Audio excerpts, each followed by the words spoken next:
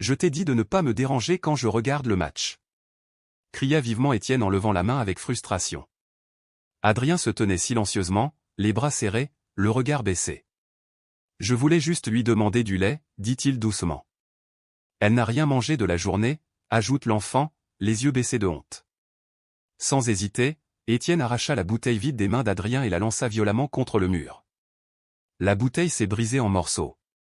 Et alors ? Ce n'est pas ma fille. Je n'ai aucune raison de te parler, a lancé Étienne, la voix froide et dédaigneuse. J'en ai marre de cet endroit pourri. Adrien recula d'un pas hésitant tandis que Manon se mettait à pleurer encore plus fort. La voix d'Étienne devint plus dure. Je sors et quand je reviens, je veux le silence. Si j'entends encore un cri, je te mets à la porte. Il attrapa ses clés et claqua la porte de la caravane avec force. Prenant une profonde inspiration, Adrien se dirigea vers la cuisine et ouvrit le placard. À l'intérieur, il trouva une boîte de céréales presque vide. Il écrasa le reste des céréales et les mélangea avec de l'eau dans une petite tasse. En murmurant doucement, il l'offrit à Manon. « Je suis désolé, c'est tout ce qui reste. » Le bébé le regarda avec de grands yeux fatigués, déglutit un peu, puis se remit à pleurer. Adrien la berça doucement en silence. La nuit était tombée et la caravane était plongée dans l'obscurité. Il s'installa avec Manon sur le mince matelas posé à même le sol. Comme chaque nuit, une odeur étrange et inquiétante commença à s'infiltrer par l'entrebâillement de la porte. Adrien se leva et murmura, ça sent l'essence. Soudain, il se releva et courut vers le salon. Les rideaux étaient en proie aux flammes. Non, non, non, il a crié. Se précipitant dans la chambre, il attrapa une couverture et enveloppa Manon du mieux qu'il put. Le feu se propageait déjà rapidement à travers les murs en bois, ne laissant pas le temps d'hésiter. La porte d'entrée brûlait violemment. Adrien se précipita vers la fenêtre de la cuisine, força le loquet rouillé, grimpa sur la table et sauta dehors avec Manon dans les bras. Il tomba violemment sur le côté, la douleur lui traversant le bras, mais il refusa de lâcher sa sœur. « Aide !» cria-t-il désespérément. « Il y a un incendie. » Les lumières s'allumèrent dans les maisons voisines. Des voisins sont sortis en criant et en appelant les pompiers. Adrien courut vers le trottoir avec Manon toujours en train de pleurer, le visage noirci par la fumée. Il toussa violemment mais continua. Un camion de pompiers rouges s'est arrêté devant eux en hurlant. Une femme en uniforme, le casque bien fixé sur la tête, s'est précipitée dehors. Que s'est-il passé ? Vous allez bien tous les deux ? Demanda-t-elle avec urgence. La maison est en feu, a déclaré Adrien en désignant la caravane en feu. Qui a fait ça ? A-t-elle demandé. C'était Étienne, répondit fermement Adrien. Je l'ai vu jeter quelque chose sur les rideaux avant de partir. Il a dit qu'il ne voulait plus entendre de pleurs. La femme fronça les sourcils, attrapa sa radio et appela des renforts immédiats. Nous allons vérifier. Restez avec moi. Oui, Adrien hocha la tête, serrant Manon fermement. Quel est ton nom ? Demanda-t-elle doucement. Adrien. Voici Manon. Calme-toi, Adrien. Je m'appelle Claire. Tu n'es plus seul. Pendant ce temps, marmonnait Étienne en fouillant les poches de sa veste sale. Il sortit une boîte d'allumettes du tiroir près de l'évier. Son regard était vide, mais ses mains tremblaient violemment. Je ne peux plus les supporter. Ni ce gamin ni l'autre, grogna-t-il amèrement, regardant par la fenêtre l'intérieur sombre de la caravane. Sans un autre mot, il se tourna et s'éloigna, sans se retourner. Quelques heures plus tôt, Adrien avait tenté d'apaiser Manon en chantant doucement. Il n'avait plus de couche propre et en avait confectionné une à partir d'un vieux t-shirt, maintenu par du ruban adhésif.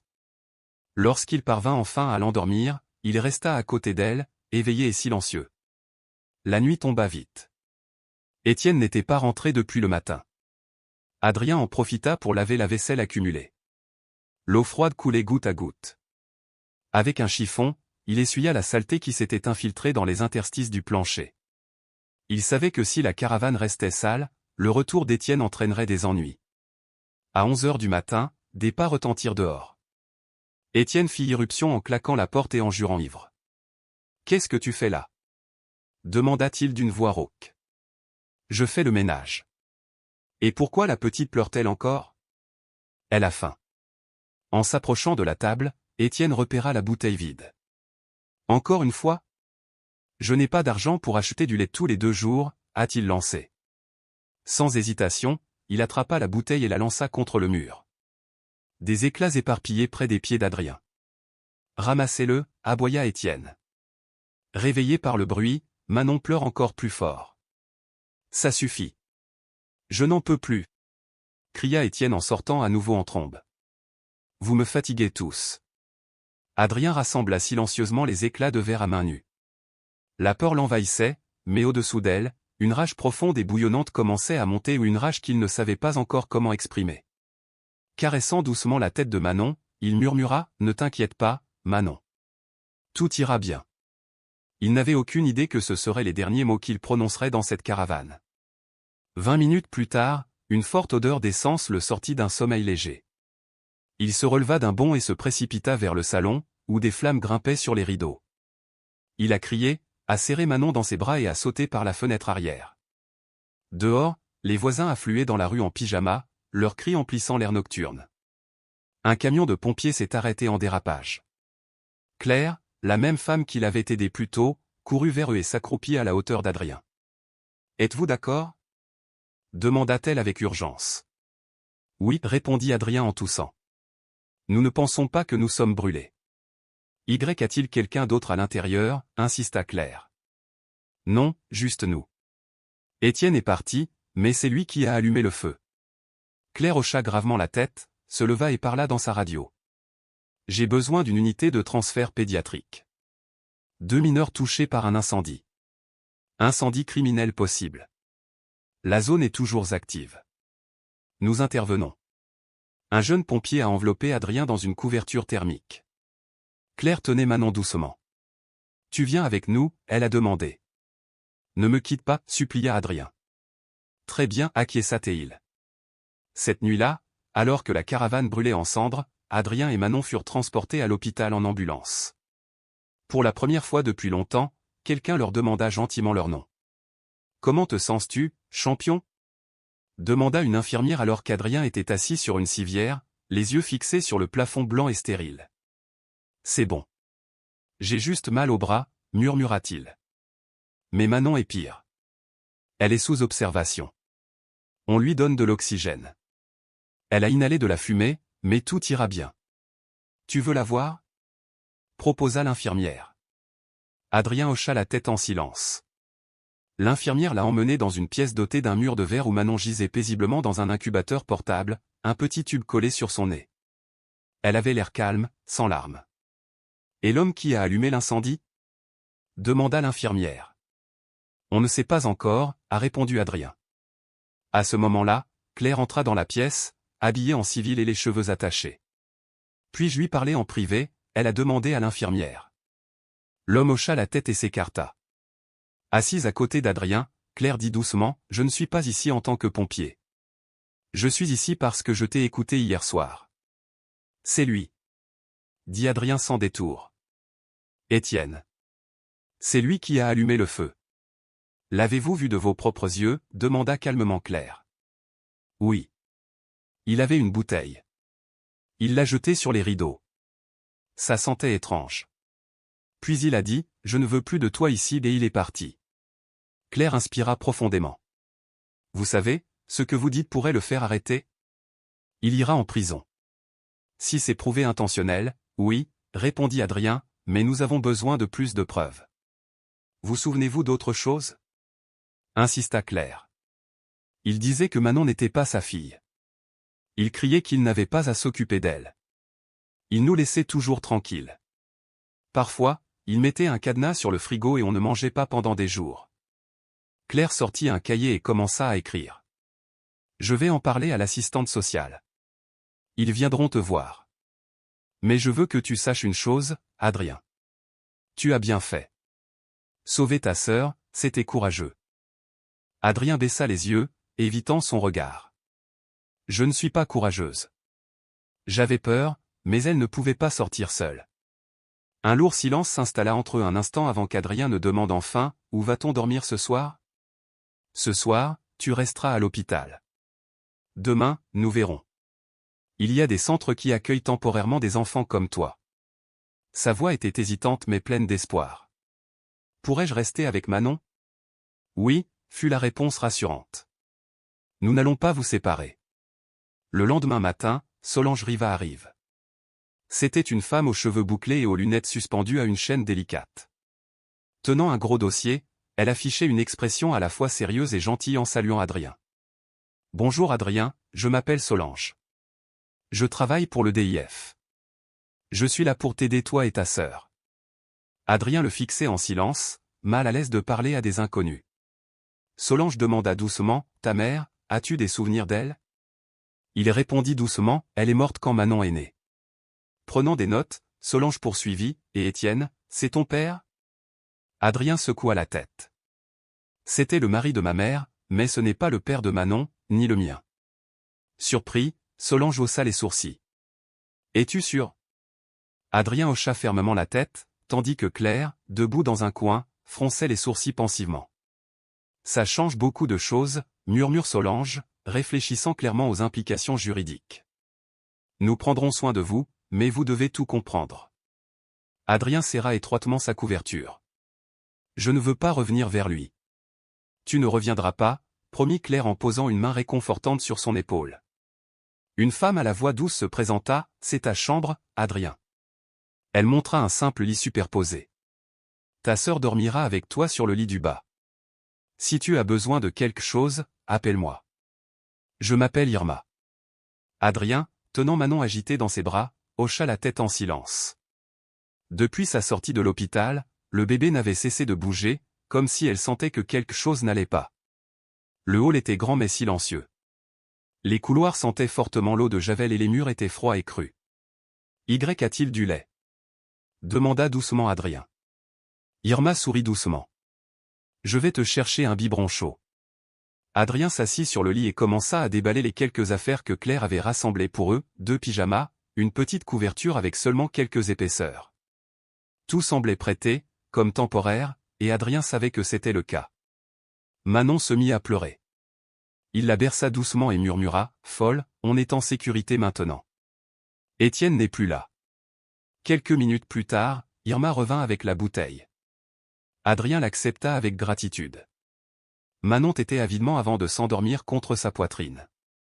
Adrien resta immobile, ne voulant pas la réveiller. Le lendemain, Claire est venue au refuge sans son uniforme, espérant que les enfants ne la considéreraient pas comme une figure d'autorité. Comment s'est passée la première nuit? Demanda-t-elle, assise à côté de lui dans la cour. Eh bien, elle a dormi un peu. Moi non, a admis Adrien. As-tu fait des cauchemars? Il détourna le regard, à voix basse. J'ai rêvé de feu et que Manon tombait de mes bras. Claire ne dit rien, comprenant que parfois tout ce dont un enfant a besoin, c'est de quelqu'un qui l'écoute. On m'a dit qu'un dossier avait été ouvert pour votre cas, dit-elle doucement. Qu'est-ce que cela signifie? Laissez-les enquêter. Ils veulent interroger vos voisins, voir où vous habitiez, chercher des preuves. S'ils ne trouvent rien, ce sera votre parole contre la sienne. Les yeux d'Adrien brillaient de détermination. Je ne mens pas, je le sais. Mais au tribunal, il faut des choses que l'on puisse toucher, voir ou lire, expliqua patiemment Claire.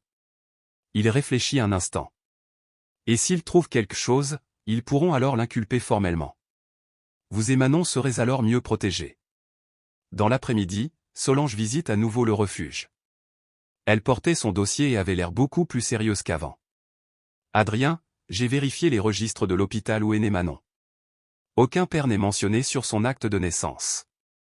Il n'y a que le nom de ta mère. Adrien répondit sans surprise, je le savais déjà. Comment? Elle m'a dit avant de mourir que Manon était la fille d'un autre homme. Mais Étienne n'en a jamais été sûr. Il se doutait de quelque chose et la détestait. Est-ce qu'elle te l'a dit? Elle a dit que si jamais elle disparaissait, je devrais m'occuper de Manon parce qu'Étienne ne l'aimait pas. Solange a tout noté avec soin. Ça change beaucoup de choses juridiquement, Adrien. Étienne n'a aucun droit sur Manon. Mais il faut le prouver.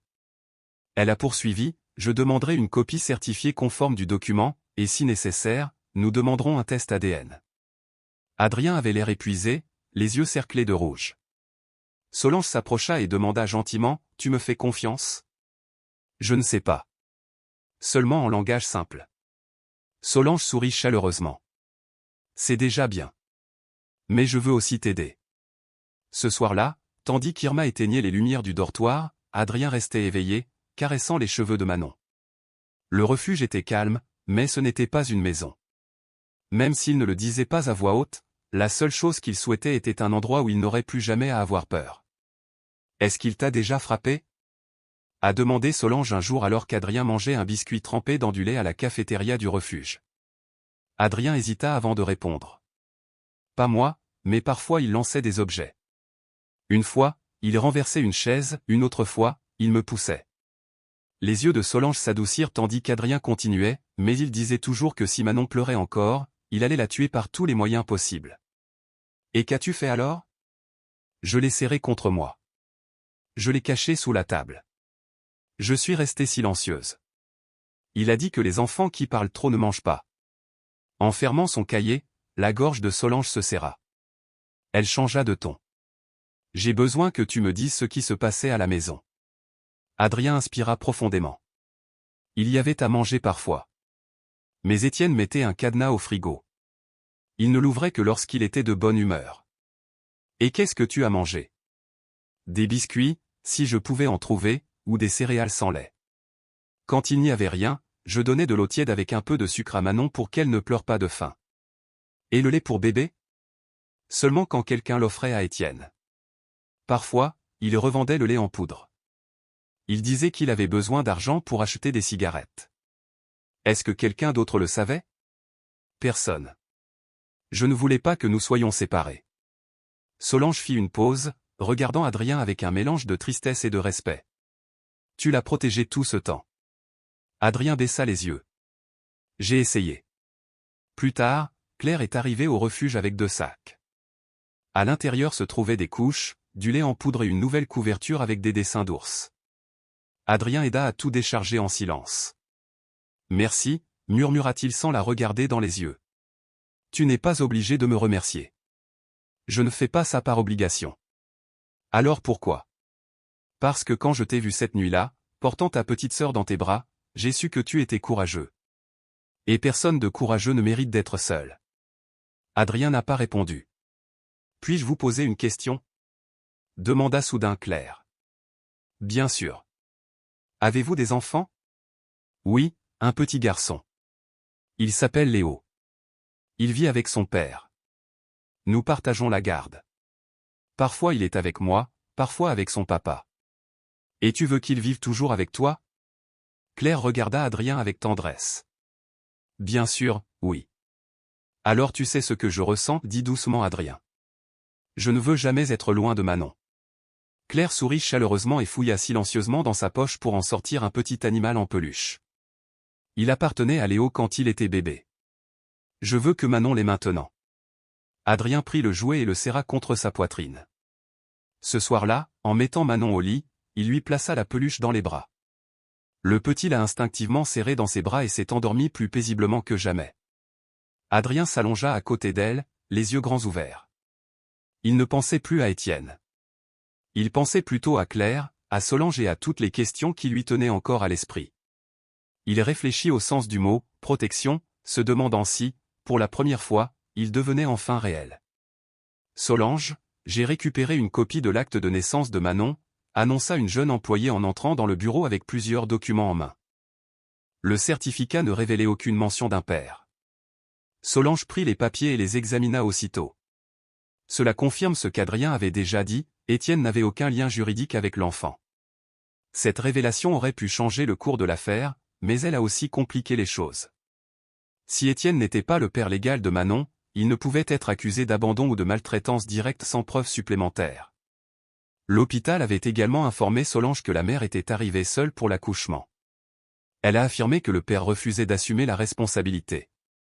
Solange a acquiescé discrètement et a versé les documents au dossier.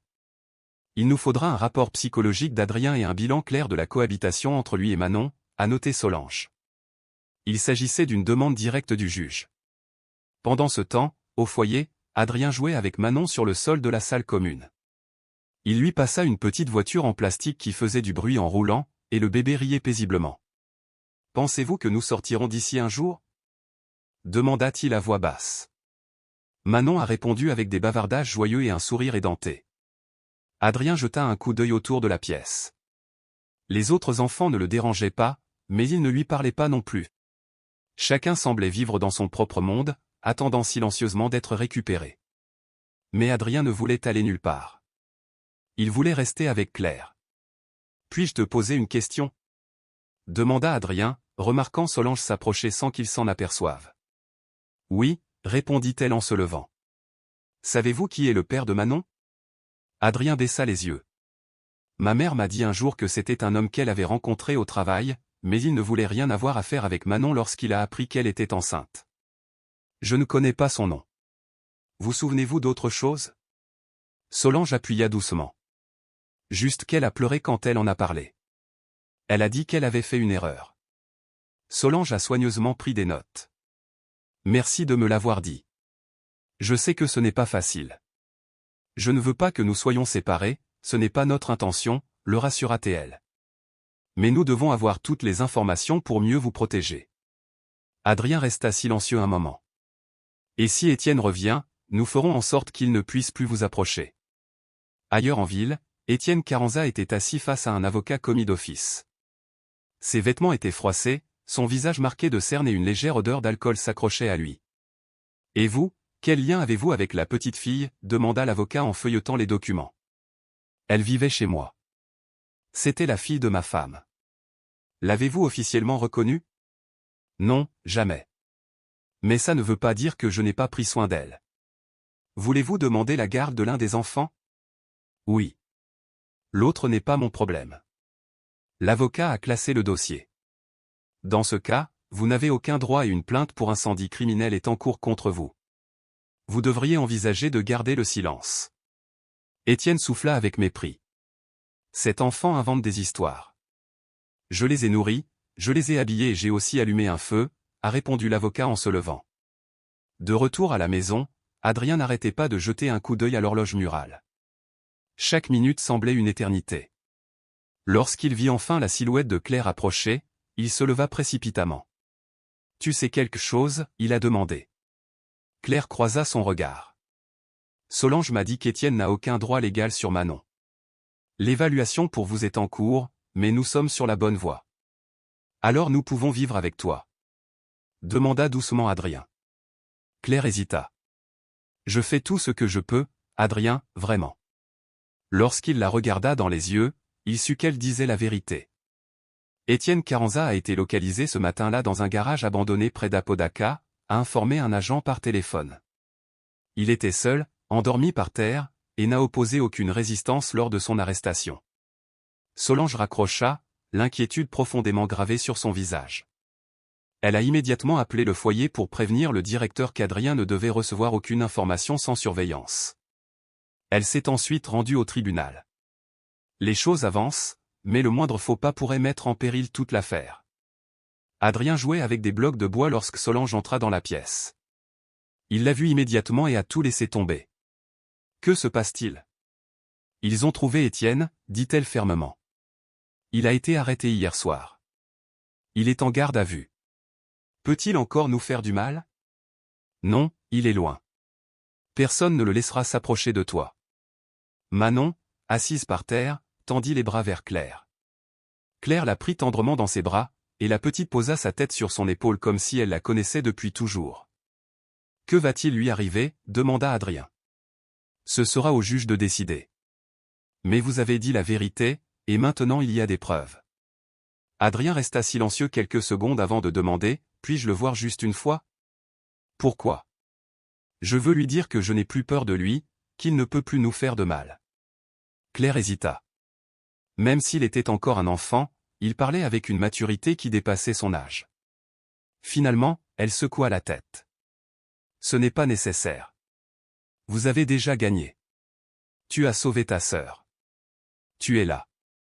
Il ne compte plus. » Adrien accepta, même si une ombre persistait sur son visage.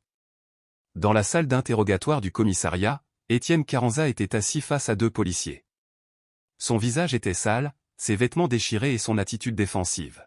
« Monsieur Carranza », commença un agent, vous êtes soupçonné d'incendie criminel et d'abandon de mineurs. C'est absurde. C'était un accident. D'après le témoignage de l'enfant, vous auriez jeté de l'essence sur les rideaux. Ce gamin ment tout le temps. Il me reproche tout. Nous avons également des témoignages de voisins. Beaucoup ont entendu des cris fréquents. L'un d'eux affirme avoir vu de la fumée et entendu une bouteille se briser juste après votre départ. Je ne voulais pas ça. J'étais juste frustré. Je suis sorti prendre l'air. Quand je suis revenu, tout était en feu. L'agent a pris des notes. Avez-vous autre chose à ajouter? Manon n'est même pas ma fille. Pourquoi m'accuser de quelque chose qui ne me regarde pas? Précisément. Vous n'aviez aucun droit légal sur cet enfant, mais vous étiez responsable de ses soins. C'est de la négligence. Étienne baissa la tête. Cette nuit-là, Adrien n'a pas pu dormir. Il se leva silencieusement et s'approcha du petit espace où dormait Manon. Il la regarda longtemps. Claire l'observait depuis la porte sans un mot. « Est-ce que tu vas bien? » Je ne sais pas. As-tu peur? J'ai de la rage pour tout ce qu'il a fait, pour la façon dont il nous a traités et parce que j'ai toujours l'impression que ce n'est pas fini. Claire s'assit à côté de lui. Cela finira. Vous y faites face et vous n'êtes pas seul. Adrien la regarda quelques secondes, puis s'allongea à côté de sa sœur. Vas-tu rester ici ce soir? Oui. Je pense que oui. Je vais bien. Adrien se réveilla en sueur, respirant lourdement. Son cœur battait à tout rompre comme s'il avait couru. Il regarda autour de lui, la pièce était sombre. À côté de lui, Manon dormait profondément, agrippée à sa peluche. En silence, il se leva et se dirigea vers la fenêtre. Dehors, la cour du refuge était paisible, mais dans son esprit, les flammes brûlaient toujours. Il ferma les yeux et entendit à nouveau le craquement du bois, les cris, la chaleur. « As-tu encore rêvé de ça ?» demanda une voix douce derrière lui. C'était la surveillante de nuit qui faisait sa tournée. « Oui, » répondit Adrien sans se retourner.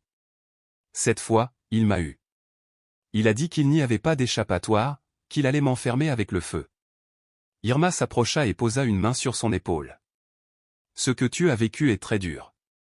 C'est normal que ton corps s'en souvienne, mais tu n'es plus là. Es-tu en sécurité ici? Adrien inspira profondément et hocha la tête, même s'il n'était pas entièrement convaincu. Puis-je m'asseoir ici pendant un moment? Bien sûr. Je vais te chercher une couverture.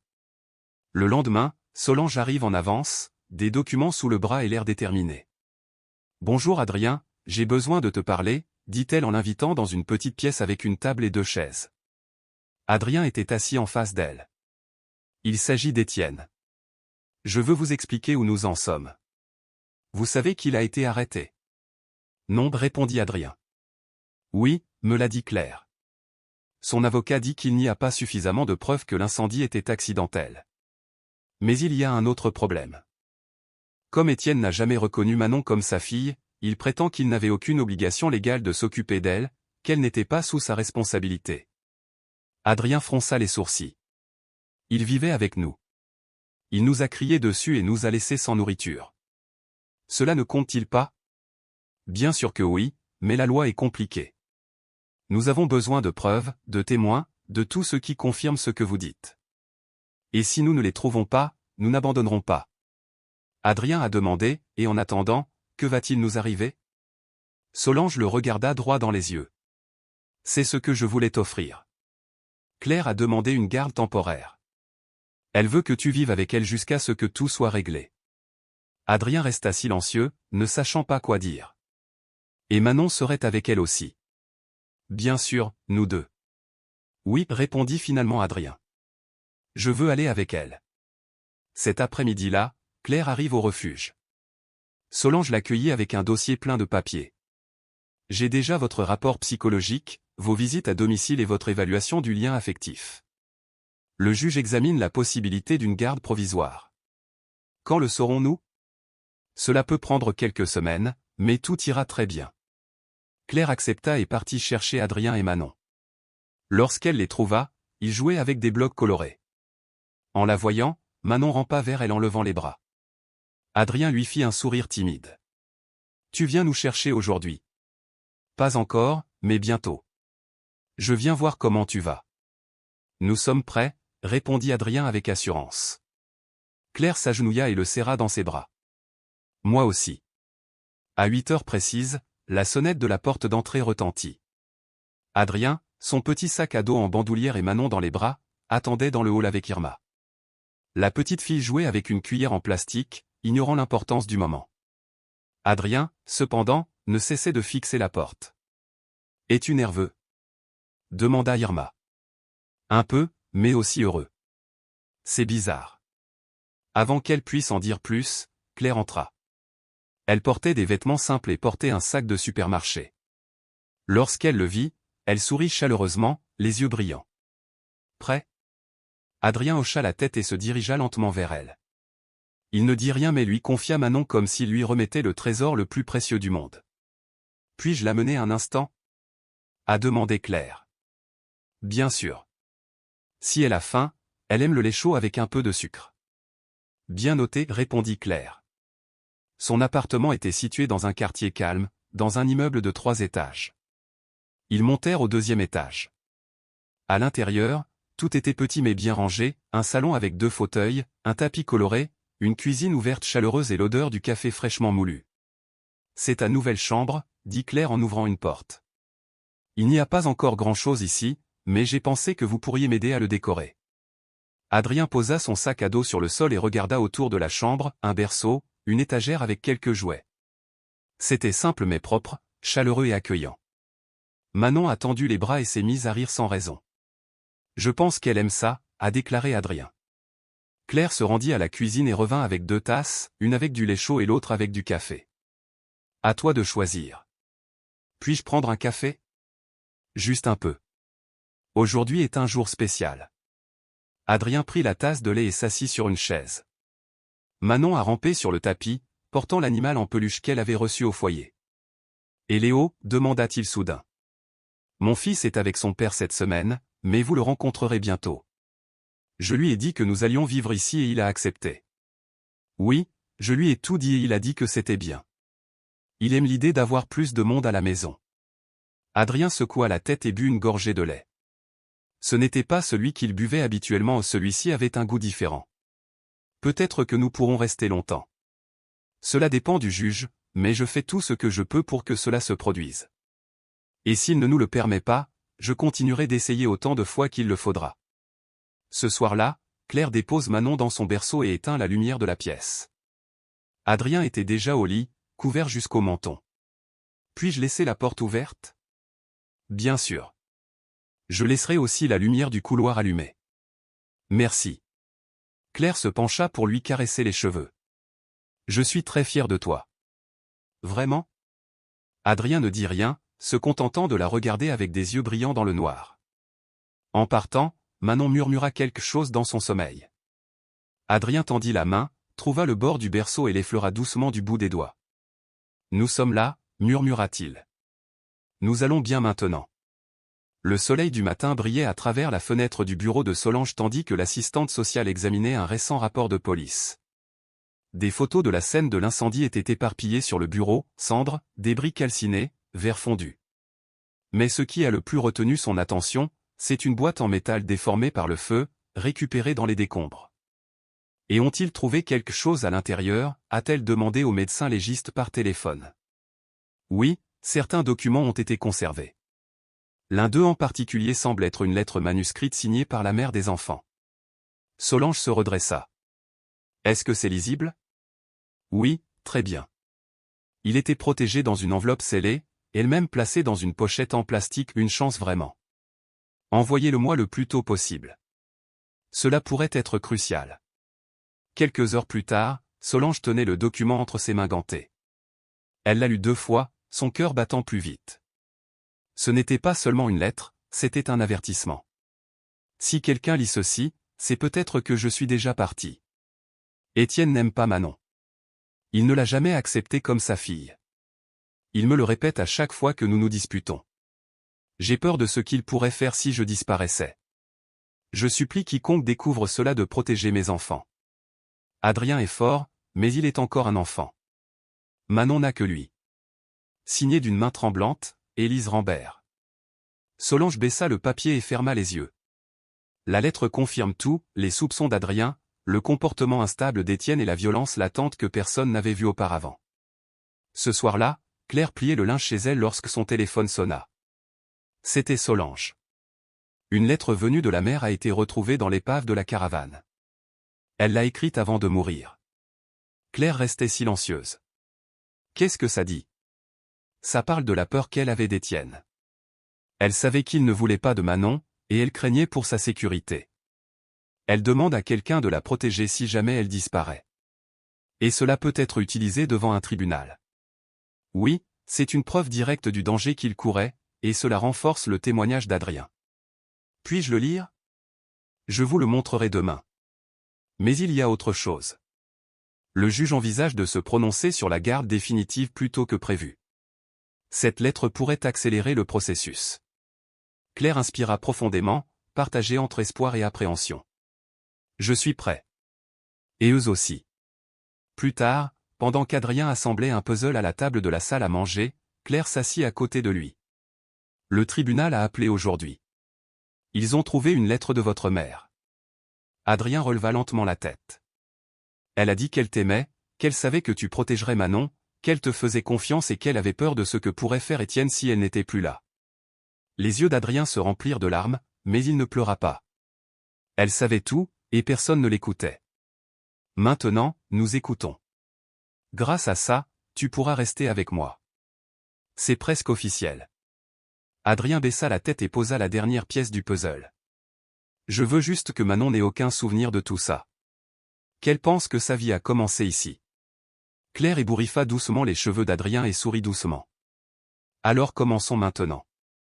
Êtes-vous sûr de pouvoir le faire? Demanda-t-elle en boutonnant soigneusement sa chemise. Oui, répondit-il doucement. Je ne vais pas mentir. Je vais juste dire ce qui s'est passé. À proximité, Manon jouait par terre avec un livre en tissu. Elle ne comprenait pas vraiment où ils allaient, mais l'agitation des adultes autour d'elle la rendait agitée. On y va ensemble, rassura Claire Adrien en s'agenouillant devant lui. Personne ne vous obligera à parler. Vous parlez si vous le souhaitez, et sinon, cela n'a pas d'importance. Adrien avait peur, mais au fond de lui, il y avait quelque chose de plus fort, le besoin désespéré que quelqu'un croie enfin à son histoire. Lorsqu'ils entrèrent dans le tribunal des affaires familiales, des murmures emplirent l'air. Solange les attendait déjà dans l'antichambre, plusieurs dossiers serrés dans les mains. Le juge a déjà lu la lettre, murmura-t-elle à Claire. Il prend cette affaire très au sérieux. Aujourd'hui est un jour crucial. On s'attendait à ce que l'avocat d'Étienne tente de discréditer Adrien, mais Solange assura à Claire qu'Adrien était prêt. Claire serra les dents, souhaitant pouvoir porter ce fardeau à sa place. Elle savait qu'elle ne pouvait pas le protéger de tout, seulement le soutenir. À l'intérieur de la salle d'audience, le juge était assis solennellement derrière son bureau, portant de grandes lunettes et une expression sérieuse. Adrien était assis en face de lui, les jambes pendantes sur le banc. « Adrien, j'ai besoin que tu me parles clairement, tu comprends ?» a demandé le juge. « Oui, monsieur » répondit Adrien. « Dites-moi ce dont vous vous souvenez de la nuit de l'incendie. » Nous étions à la maison. Étienne est arrivé en retard. Il était en colère. Il a crié et a cassé une bouteille. Il a dit qu'il ne supportait plus les pleurs. Puis il est parti. Après, le feu s'est déclaré. L'avez-vous vu faire quelque chose avant de partir? Oui. Il a jeté une bouteille sur les rideaux. Ça sentait fort, comme de l'essence. Le juge prit des notes pensivement puis regarda Adrien. Pourquoi penses-tu qu'il a fait ça? Parce qu'il n'aimait pas Manon. Il le disait toujours. Il disait qu'elle n'était pas sa fille, qu'elle était un fardeau. Vous a-t-il déjà frappé? Pas avec ses mains, mais il criait, jetait des objets et fermait même le frigo. Parfois, on restait 2 jours sans bien manger. L'avocat de la défense a alors demandé à parler. Avec tout le respect que je vous dois, votre honneur, ce mineur a été influencé par des adultes. Il n'existe aucune preuve matérielle qui pourrait prouver que l'incendie a été provoqué par Étienne. Solange se leva avec assurance. Votre honneur, nous avons la lettre de la mère des enfants, trouvée parmi les débris de la caravane. Elle a clairement exprimé sa peur de M. Carranza et a demandé la protection de ses enfants. C'est une preuve directe que l'environnement était dangereux. Le juge a demandé la lettre et l'a lue à haute voix. La salle d'audience est tombée dans un silence total. Plus tard, dans le couloir du tribunal, Adrien ressortit accompagné de Claire. Ses yeux étaient rouges, mais il marchait avec une confiance retrouvée. « Tu étais merveilleux, dit doucement Claire. Tu crois qu'ils vont nous laisser avec toi? Après aujourd'hui, j'ai beaucoup plus d'espoir. » Quelques heures plus tard, le juge signait une décision provisoire. La garde d'Adrien et Manon a été officiellement confiée à Claire Lara, en attendant le processus définitif d'adoption. Solange a reçu la notification et a appelé immédiatement. « Nous avons réussi, dit-elle, un large sourire illuminant son visage. Ils sont légalement à vous pour le moment, mais avec ce que nous avons, c'est pour le long terme. » Claire resta silencieuse quelques secondes puis raccrocha. Elle se dirigea vers la chambre des enfants et les regarda dormir, ses enfants. Ils étaient enfin les siens. Adrien a demandé dès que Claire a raccroché, la lettre est-elle arrivée? Elle se tourna lentement, un doux sourire aux lèvres. Oui, Adrien. C'est officiel. Le juge a signé la décision. La garde provisoire m'a été accordée. Vous restez avec moi. Adrien la regarda, comme s'il ne comprenait pas bien.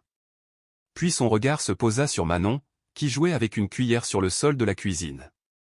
Soudain, sans un mot, il se jeta dans les bras de Claire, la serrant fort et fermant les yeux pour retenir ses larmes. « Nous n'allons pas encore devoir aller ailleurs, n'est-ce pas? » Non, murmura Claire. C'est votre maison. Vous n'êtes plus obligé de partir. Manon se rapprocha et s'accrocha à la jambe de Claire, imitant son frère. Elle ne comprenait pas vraiment ce qui se passait, mais elle sentait que c'était quelque chose de bien. Et maintenant, que se passe-t-il? Demanda Adrien d'une voix à peine audible. Maintenant, nous continuons à vivre ensemble. Tu iras à l'école, Manon grandira et je serai là pour toi tous les jours. Adrien inspira profondément. Pour la première fois depuis longtemps, il éprouva un sentiment de soulagement. Cet après-midi-là, Solange est venue à l'appartement, apportant une boîte de jouets donnés et des documents que Claire devait signer. Elle s'assit à table tandis qu'Adrien dessinait tranquillement au fond de la pièce. Ce n'est qu'un début, a déclaré Solange.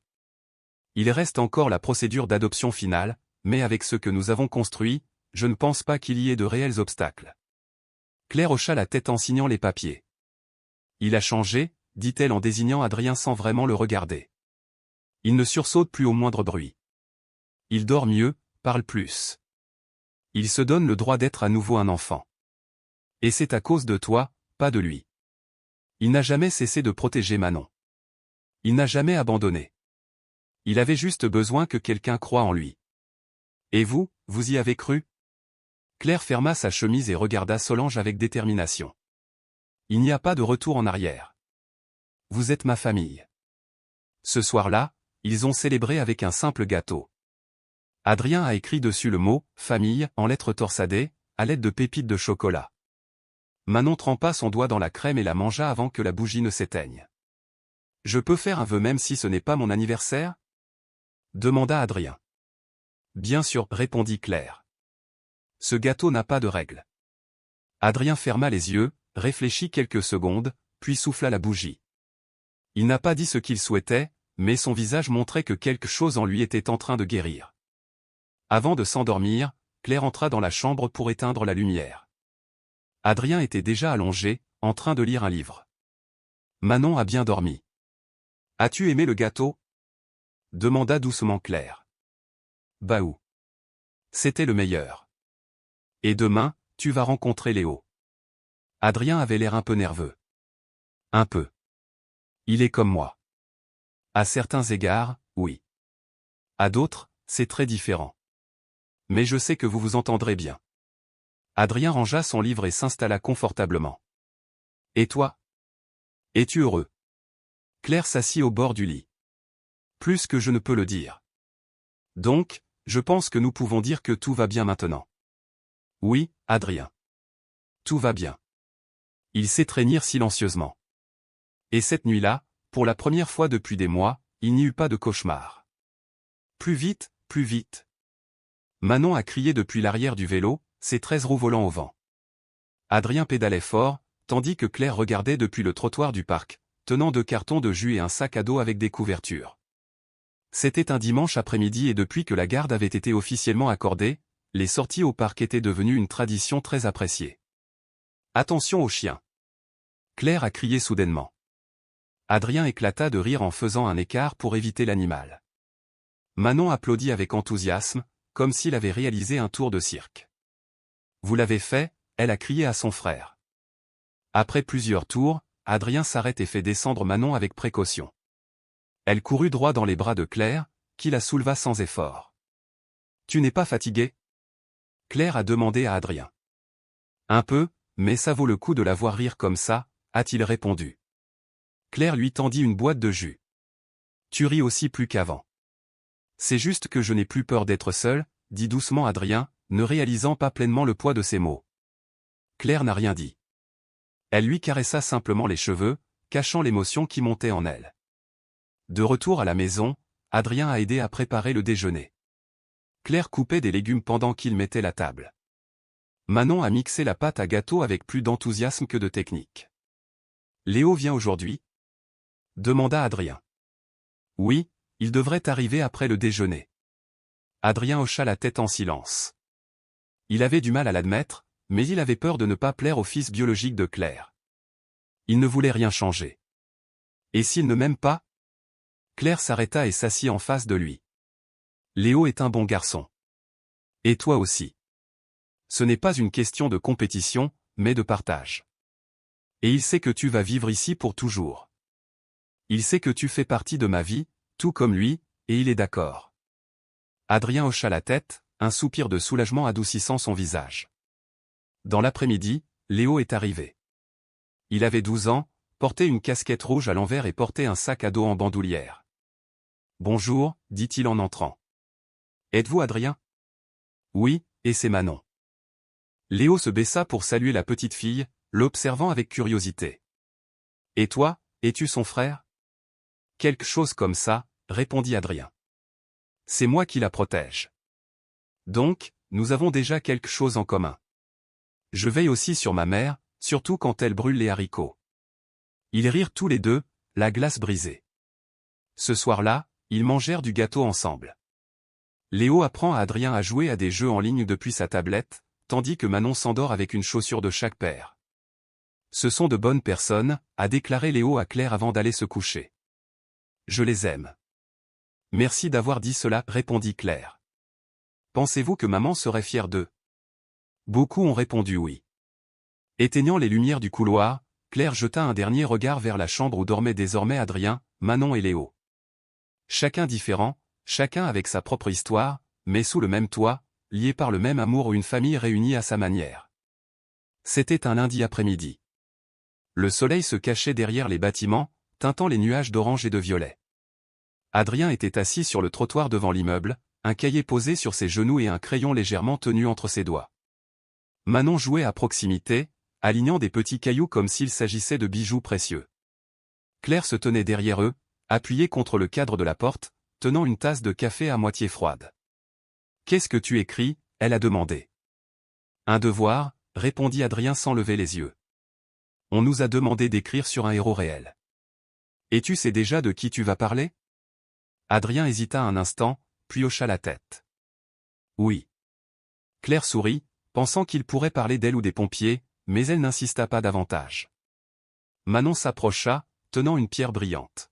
« Écoute, maman, elle est magique. » Claire s'accroupit pour l'examiner et feignit d'être étonnée.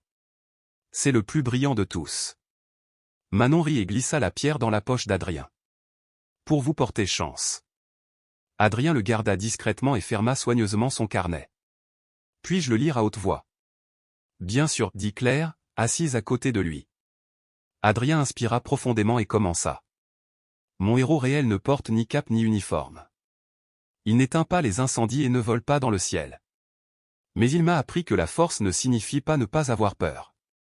Cela signifie ne pas laisser la peur nous faire abandonner. Mon héroïne a de petites mains, un rire doux et fait parfois des erreurs. Mon héroïne s'appelle Manon parce que, même si elle n'était qu'un bébé, elle m'a donné une raison de continuer. Et parce que quand tout le monde est parti, c'est elle qui m'a fait rester. Claire baissa les yeux, ravalant une boule dans sa gorge. C'est magnifique, Adrien. Je n'ai pas fini, dit-il en rouvrant son cahier.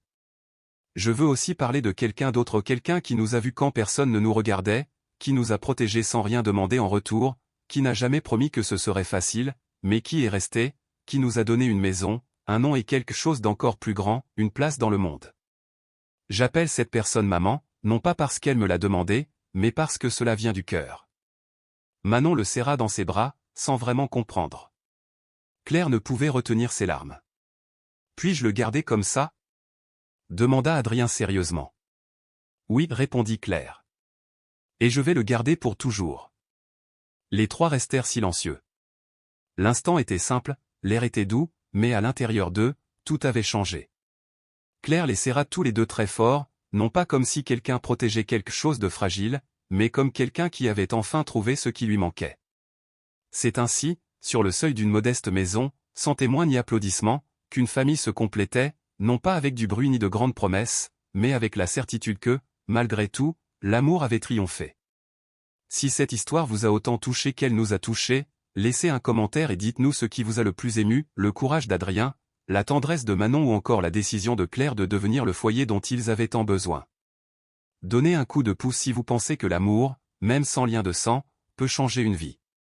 Partagez cette histoire avec quelqu'un à qui il faut rappeler qu'il y a toujours de l'espoir, même au milieu de la douleur. Si vous aimez les histoires vraies, profondes et humaines, abonnez-vous à la chaîne pour ne rien manquer. Dites-nous également dans les commentaires de quel pays vous regardez. Nous vous lisons.